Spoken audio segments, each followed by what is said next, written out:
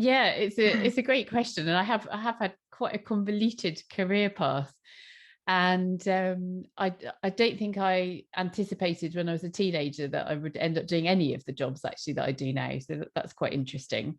And then even when I was studying at university, I didn't really see where I would be at this point in my career.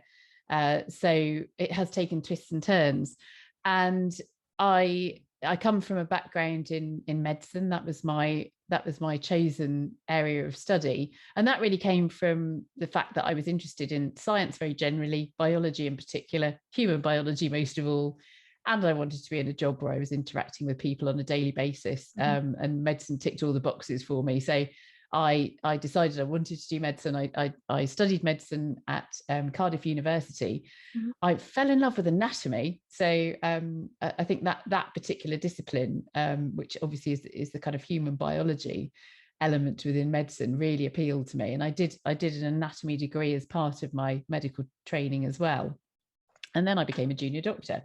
And I worked as a junior doctor in medicine and surgery. And then I was looking around for the next steps. And there was this very appealing job at Bristol University, which involved teaching anatomy to medical students, but also actually still doing a little bit of surgery. So that seemed like a kind of perfect job for a young aspiring surgeon with a keen interest in anatomy, and obviously learning your anatomy well, which you do when you're teaching anything, would also help me in my surgical career. So there were all these kind of elements to it.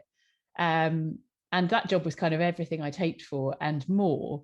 When I started that job, I made contact with a group of researchers who were all involved with looking at archaeological human remains in various ways. So Jonathan Musgrave, who is a forensic and a biological anthropologist, Juliet Rogers, who very sadly is no longer with us, who was an amazing paleopathologist. And it was paleopathology that really appealed to me, because this is study of disease in ancient human remains. And coming from a medical background, that was particularly appealing. So I started to look at archaeological bones as I sort of started to build up a bit of research. And actually what happened as well was that just purely serendipitously, the opportunity came up to stay in that position where I was demonstrating anatomy to medical students. And eventually that turned into a lectureship. And at the time, I thought I was probably stepping out of clinical surgery for maybe a year or two. But actually, I ended up starting a part-time PhD, and I stayed in that department for 11 years. So I was very kind of gently sidetracked into academia. I didn't go after an academic career at all. I was kind of lured into it by my interests. And so I was very late doing a PhD. It took me a long time to do my PhD. It took me nearly 7 years part-time to do it. And I think, like most people doing PhDs, I got to those sticky points in the middle years where you suddenly think, first of all, why am I doing a PhD? And secondly, why am I doing this subject? And I nearly changed topic completely in the middle. But I in the end, I took some advice, and I stuck to my original project. And I'm very pleased that I'm now the world expert in rotator cuff disease in humans and other apes, which is very niche, as anybody doing a PhD will understand. But of course, it gives you a really, really good grounding as well in scientific process, scientific thinking. And that's the real importance, I think, of PhDs. You think the importance is the one thing that you're researching, and your own project. And yes, that is important. And the depth that you can go into in that one particular area is just fantastic. But it's everything you learn while you're doing it about how science works. So it's interesting, because then that prepares you, I think, for obviously a career in academia, and it prepares you for the next steps in terms of being a researcher. But it also prepares you for lots of other roles as well, because it means that you've really understood what science is by the time you've finished your PhD. And then I've ended up doing lots of other things as well. So that was kind of how I ended up as an academic, I suppose. But because I was, and again, it was just through serendipity, as I was doing that research in human bones, in osteology, I ended up working with the Channel 4 series Time team and writing reports on human bones for them. And then that led to appearances on the series. And then that led to me being a regular contributor on Time Team. And then actually the rest of my television career has really kind of unfurled from there to the point where I'm a very seasoned science presenter now. So it's kind of grasping opportunities as they came along. But I've always felt that I wanted to communicate about my research, about my discipline to wider audiences, and actually not just through television. I felt very much when I was in the anatomy department of Bristol University that it should be part of my job to be widening access, not just to university study, but just to ideas.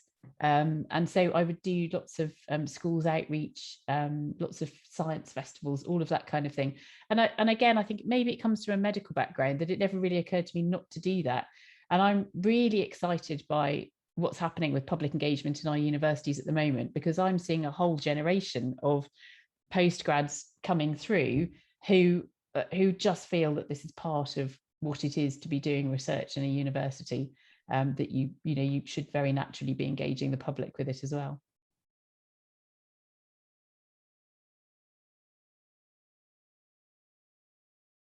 Yeah, I don't have any regrets. I mean, I think that it may be in a parallel universe somewhere, if the multiverse is a reality, there's me as a surgeon, and my ambition was to be a pediatric surgeon, and I think I would have been extremely happy in that career. So I think that I'm very lucky to have had a very satisfying and fulfilling career, and I love my job, and I think that's a very precious thing, and I don't take it for granted. A lot of people don't end up in jobs that they love, that they're excited about waking up every morning and going to work. And so I don't take that for granted at all. I know that I'm extremely lucky to be in that position. But I do think that there could have been other paths I could have taken where I would have been as satisfied, as fulfilled. When I was making that transition from medicine into academia slowly, and then kind of looking back and going, oh, I seem to be an academic. I think that for a few years, I did have that idea that I would go back to clinical. And then when I kind of realized that I was on this other path, there were elements that I really missed of clinical practice. And I think the one that I really, really missed was the pastoral element. And that, just daily looking after people. And for me, during my academic career, actually, pastoral care of students has been very important. So I think that's really come.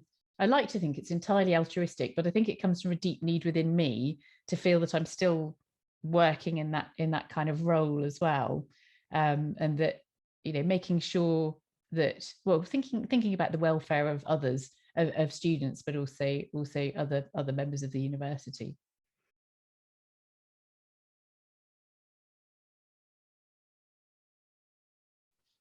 That's a great question. I think it's a number of things actually. I really enjoy making television programs. I like the whole process of it, and the process of it is very collaborative, and I really love that. So it is in some ways like working on a collaborative research project, and bringing ideas together, thinking of how to then communicate those ideas. Is like working collaboratively with other academics, and then coming together to write a paper. It's that same kind of feeling of collaboration and that collegiality. So I love that, but I do love that what we're making as well, and the ability to use television to open up a subject to a much wider audience. So I can go and give a talk to a small group of people, or even a larger group of people, but I'm not in an hour's talk, in an hour's live talk, going to meet anywhere near the same number of people or have the same breadth of reach as I would get making television programs. So I think that kind of really drives me as well. And I love the medium, actually. I suppose I'm quite visual in the way that I think and the way that I work. And I operate within a discipline which is quite visual. Anatomy is very it is a lot about visual understanding, 3D understanding of the human body. And I love television as a medium, television and video. So I don't really make a distinction between broadcast television and videos that you might make for online platforms, for instance. That ability to combine words with pictures, and to use real world visuals, but also to use visuals that you've created, as well as as Charlotte's mentioned, using animations to share her research. It's really fun looking at different media as forms of communication. So I suppose that's what's kept me doing it. And the people, I've worked with some really fantastic people, and over time I've worked with obviously a huge range of different producers, for instance, on the television programs I've worked on. But there is some where I've worked with similar producers, or the same producers, or we might come together for a particular project. So I've made really good friends through the process as well, and we then look for projects that we can collaborate on together. So yeah, so it's about the whole process of it, the collaboration that's involved. It's about the project that you believe in. It's about engaging with that really wide audience. It's about the people that you work with, and the teamwork as well, and the visual nature of it.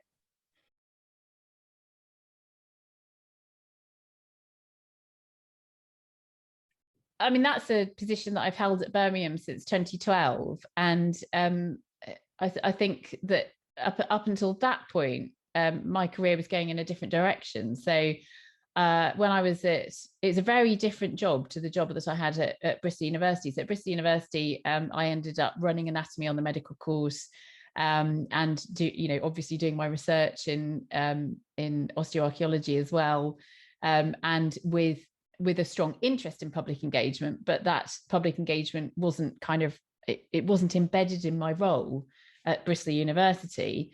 And actually back then there was a bit of tension about that. So for instance, I took unpaid leave to go off and film Incredible Human Journey. And there was some resistance, I think, in the university, or particularly in my department, about all sorts of different forms of public engagement. So where I was trying to get things like talks in schools off the ground and encouraging colleagues to go out and do that. And some older academics, it did tend to be older academics, were saying, oh, is this really what academics should be doing? It's not part of the core work of a university. And I just felt really strongly that it was. I thought universities should be more than just, they should be about more than just their own staff and students. They should be facing their external communities. So there were definitely some tensions there. And actually, in the end, I ended up resigning from Bristol University. So it's not as though my career has been a kind of, sort of delightful, steady progression. There have been pitfalls, and there have been setbacks along the way. And in 2009, so in fact, the year after I finished my lengthy part-time PhD, and was looking forward to getting my teeth into new research projects, but also had some actually research and media projects in mind as well. I ended up resigning from the university, and at that point, I thought I'd left academia for good.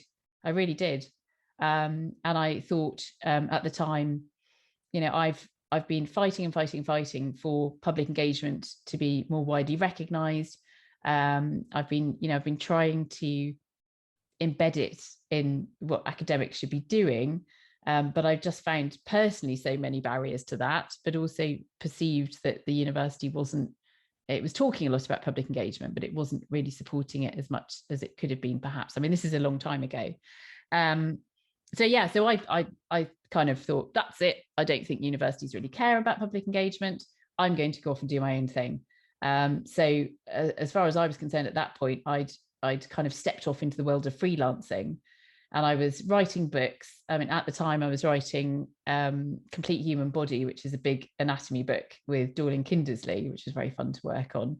I retained academic connections. So I was still an honorary fellow in the archaeology department at Bristol, where I did most of my research, and also at Hull York Medical School as well. So I retained those academic connections without any formal job. So I basically thought that's where my career was going at that point.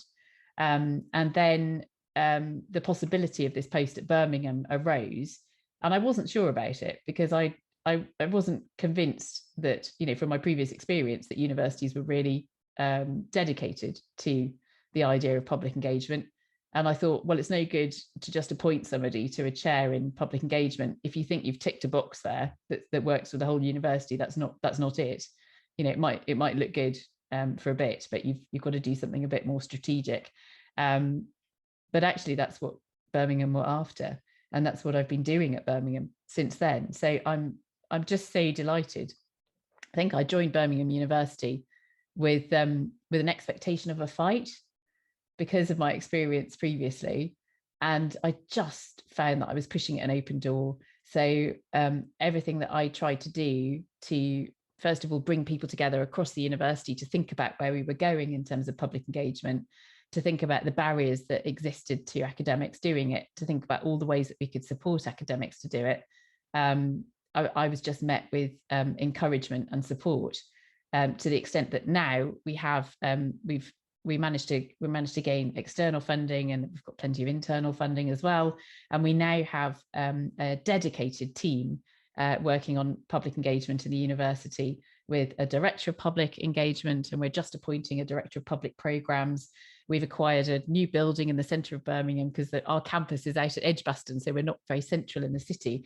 And we've acquired this fantastic new building quite close to the Library of Birmingham. You know, I'm just really looking forward to that later this year, that we will have research exhibitions, we'll have all sorts of activities. It would be a place where we can engage with the city and the community in Birmingham in a completely new way. So it has been a complete delight actually at Birmingham.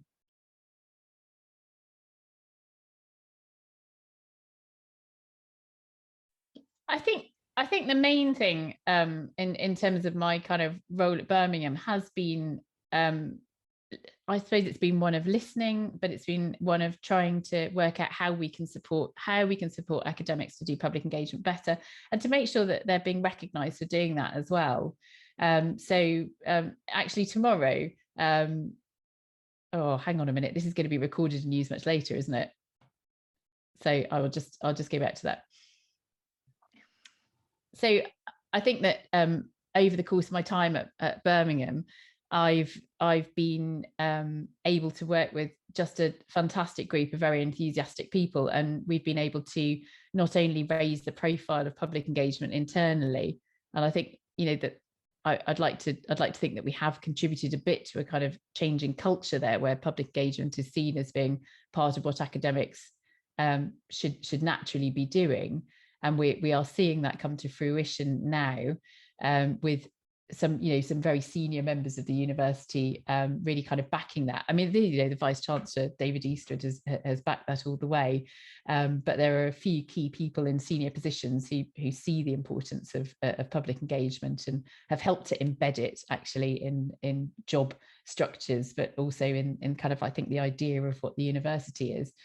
And I would in July we had our public engagement day, our annual day, where we celebrate achievements. So we want to celebrate best practice. We give out awards to people who've done fantastic public engagement activities over the last year, but we also have workshops, and we look widely at the kind of the landscape of public engagement nationally and internationally. And that's always a great point in the year where we sort of stop and reflect on what we're doing and look ahead.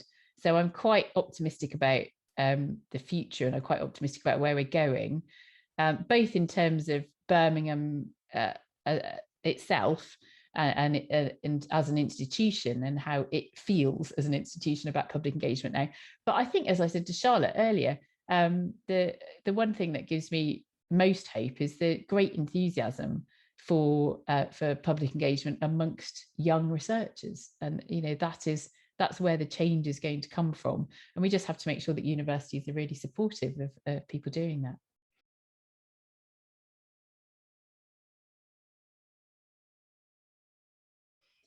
Yeah, it can happen in quite a few different ways, actually. So in terms of where the ideas come from, so sometimes the ideas might come from researchers and development producers thinking about what might be a good subject to cover, and then starting to talk to potential contributors and starting to kind of formulate those ideas.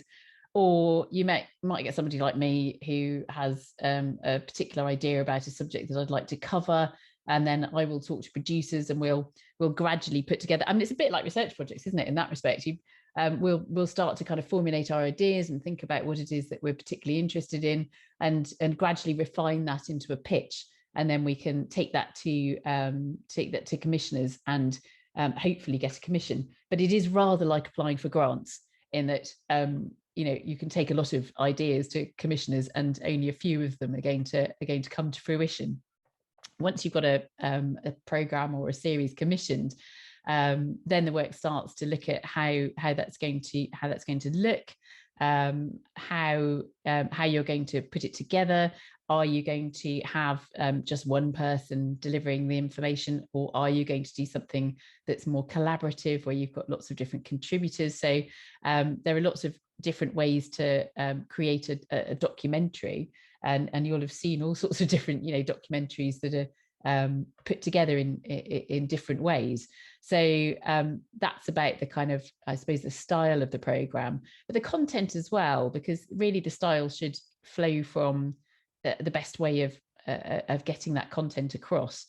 So in that way, I suppose it's like walking into the Lapworth Museum and thinking, well, I want to talk about this particular subject in paleontology. What material have I got?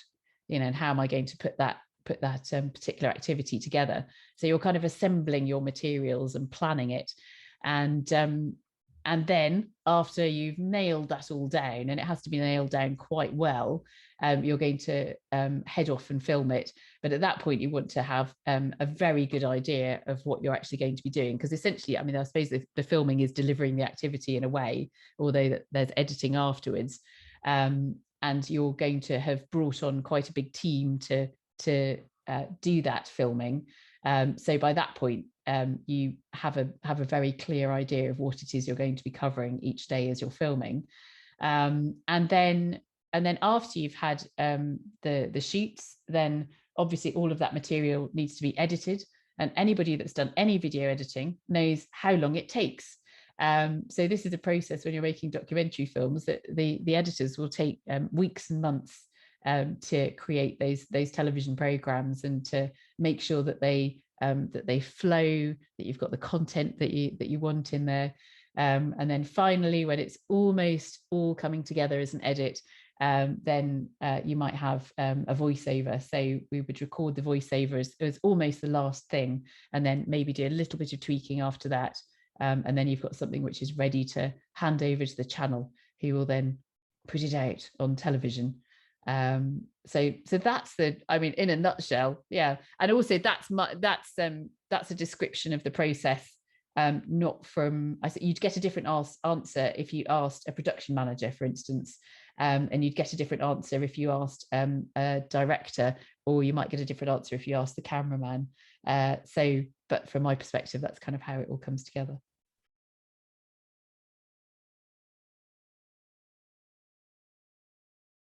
It's changed a lot, and in a good way. So I think that if you go back to the kind of late 20th century, there were various consultations and reports carried out into what was then called public understanding of science, and it was very much focused on this kind of deficit model, where the perception was that the public didn't know enough science, that a lot of the challenges facing us as a society were going to require scientific solutions, and that actually in a functioning democracy we needed people to be more scientifically literate, and that obviously you can achieve that to a certain degree through education, but actually you need scientific learning to carry on through people's lives, because science moves on. That's the very nature of it. So I suppose the movement, if you can identify it as a movement, started out with that kind of quite paternalistic idea and that kind of deficit model, and that philosophy changed over time to becoming one much more of, actually, scientists also need to be listening to the public, and we should be trying to platform a dialogue in many different ways and through many different media. So that's why we now talk about public engagement with science, even though it's such a clunky term. And I often, I've just racked my brains trying to think of a more accessible term for engagement, because, if you're outside science and outside public engagement, I think people go, what is engagement? Do you need a ring?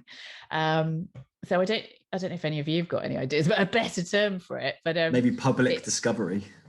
Yeah, it's something which needs to kind of capture, and it is communication in the original meaning of the word, but unfortunately our kind of appreciation of the word communication now tends to be a one-way idea, whereas of course the word itself means coming together, and it kind of has that idea of a two-way flow bedded into it, but it's not how we tend to use it now.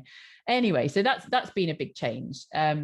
But also over the time that I've been in academia, so it's about 20 years, there has been a massive change, and there's been a massive change in terms of, I think, the way that universities see public engagement, the way that they're supporting academics to do public engagement, because I don't think there's ever been a time when researchers were not keen to do public engagement. Now, not every researcher is, and that's absolutely fine, but there's always been a lot of researchers who have wanted to engage wider audiences with what they do, and we've seen the benefits of that. So I think that the benefits of that are so clear, as we've already discussed, to individual researchers, to the research itself. If you engage early, it helps you hone your research questions and also be clearer about why you're doing your research, because I think most of us go into science hoping to make the world a better place.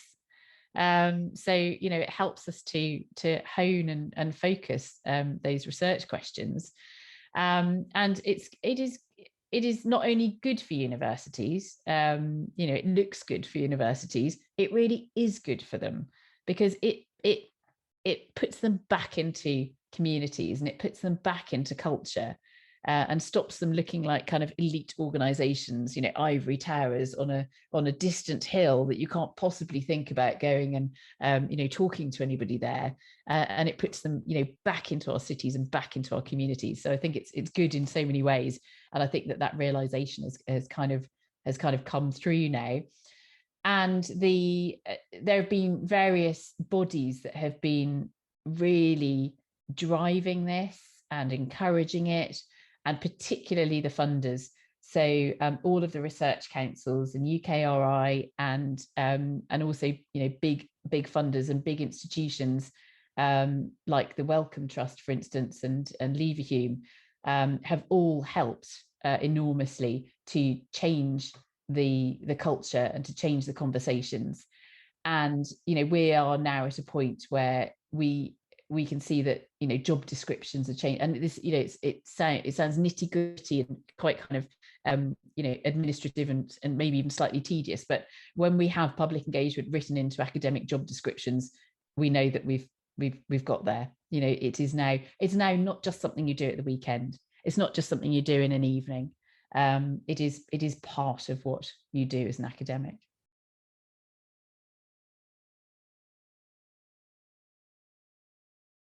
Yeah, I think it's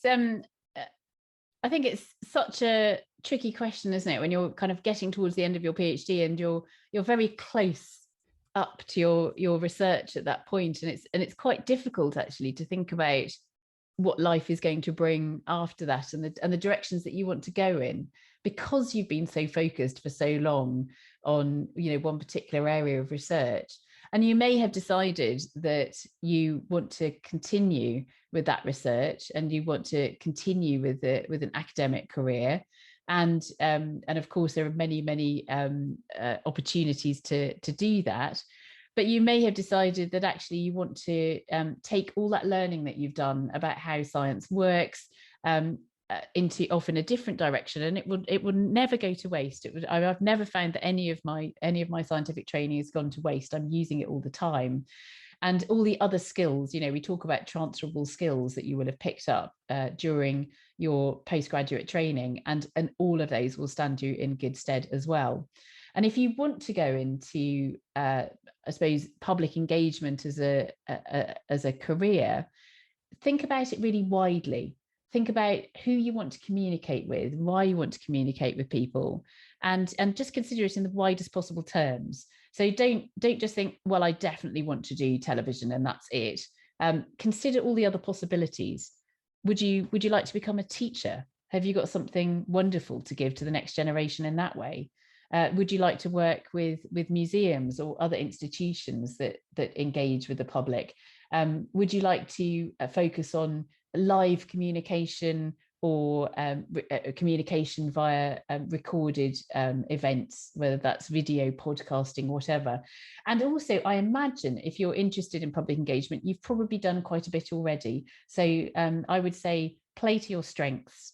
So you will have discovered talents in particular areas. You'll know if you're good at public speaking. You'll know if you're good at delivering information through visual media, or writing, for instance. So do play to your strengths. Having said that, you can always develop other skills and strengths as well. So think about how you would like to be doing this in the future. But there are so many jobs out there, and as I said, don't start off with sort of one narrow idea of what public engagement could be.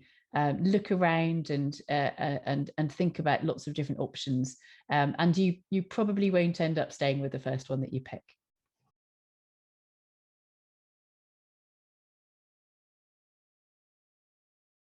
Yeah, that's a great question, and it's going to be very esoteric, I'm afraid.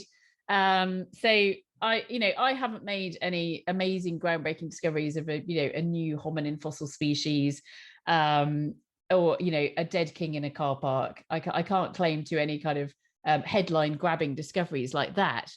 But the thing which fascinated me most was a very curious object. And if I can cheat, I didn't find it actually on the dig. I found it later, because when I excavate human bones, I quite often take those back to my lab and then painstakingly clean up those bones in the lab. So, I'll excavate them carefully on site.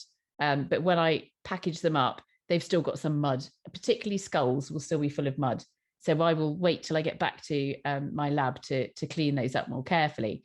And there was one particular skull from a site that I'd excavated as part of a time team program, actually in Hampshire, which had a hole in the vault of the cranium, which was curious to begin with, because when I looked at that, sometimes we get people making holes in skulls in the past. It's called trepanation.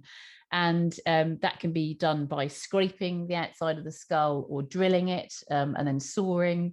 And we think that certainly in antiquity, when we see that it might be associated with probably trying to relieve very bad headaches, and maybe around letting bad spirits out of somebody's head. We don't really know what's going on, but it happened. It did happen. This didn't seem to be trepanation. It didn't seem to be something that was carried out by people. It looked natural. And also, interestingly, the edges of the hole looked as though whatever had caused it had been applying pressure from the inside and not the outside. And then when I took all the soil, the remaining soil out of that skull cavity, I found this object which was about 2 centimeters in length, and it looked like a small chalky pebble, and it was very light. And I was very bemused by this. I had a kind of inkling of an idea of what it might be, because I had done some medicine where I'd seen something similar in Africa, in fact. And so I got in touch with colleagues, with medical colleagues, and asked them what they thought. And what we are pretty sure this strange pebble-like object was a calcified hydatid cyst. So this is a horrendous thing to have. It's basically an encysted tapeworm that has found its way into the brain. And so, tapeworms have this, well, the pork tapeworm has this complicated life history where it's only meant to live in the guts of humans, but occasionally the larvae will get out and burrow through the intestinal wall and go and form cysts in muscle, but also sometimes in brains as well. So it was utterly fascinating, and quite a gruesome find. But a hydatid cyst inside the skull of an Anglo-Saxon man from Hampshire.